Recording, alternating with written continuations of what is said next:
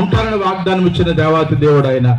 కాబట్టి నిజముగా ఎవరైతే మొరపెట్టారో అటు వారి కోరికలు ఆలకించి వారి కోరికలు నెరవేర్చిన దేవాతి దేవుడు. కాబట్టి కీర్తనగాడు మాట్లాడుతూ అదే విషయాలు అంటున్నాడు కదా, మనం జ్ఞాపకం చేస్తూ అంటాడు కదా, మన ప్రార్థనలన్నీ కూడా దేవుడు ఆలకించాలనంటే, మన మనవులన్నీ కూడా దేవుడు ఆలకించి జవాబు ఇవ్వాలనంటే, మన జీవితాల్లో మనం ఎన్నడూ చూడని అద్భుత కార్యాలు మనం అనుభవించాలనంటే కనుక ముందు ఒక చిన్న మాట జ్ఞాపకం చేస్తూ అంటాడు కదా, ఎవరైతే తన యందు భయభక్తులు కలిగి ఉంటారో వారి కోరికలు నేను నెరవేరుస్తాను. దేవునికి స్తోత్రం చెప్పండి.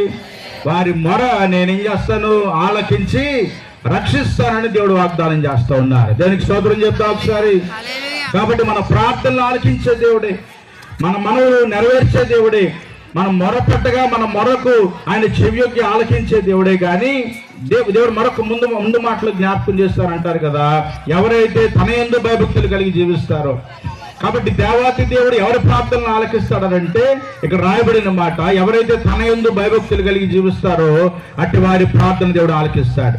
లోకంలో మనం చూడగలిగితే భక్తికి ఏమాత్రం కరువు లేని అనుభవాలు చూస్తూ ఉన్నాం. భక్తి చాలా ఎక్కువైపోతున్న రోజులు మనం బ్రతుకుతున్నాం.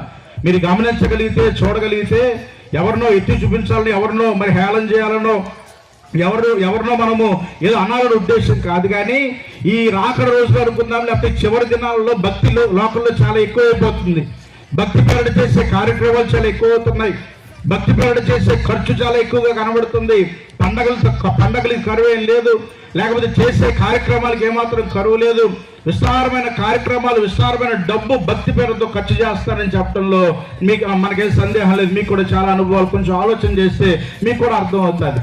కాబట్టి మనుషుల్లో భక్తి ఏమాత్రం తక్కువ లేదు. కానీ దేవుని వాక్యం చెప్తున్న మాట ఏమంటారంటే, భక్తి మాత్రమే చేసేవారుగా మిగిలిపోతే దేవుడు సంతోషించడు కానీ, మన కోరికలు ఆలకించడు కానీ, మన మరణి దేవుడు ఆలకించడు కానీ, ఆ భక్తితో పాటుగా ఏం కలిగి ఉండాలంట, భయముతో కూడిన భక్తి చేసేవారంగా మనం ఉండాలి. దేవునికి స్తోత్రం చెప్పండి.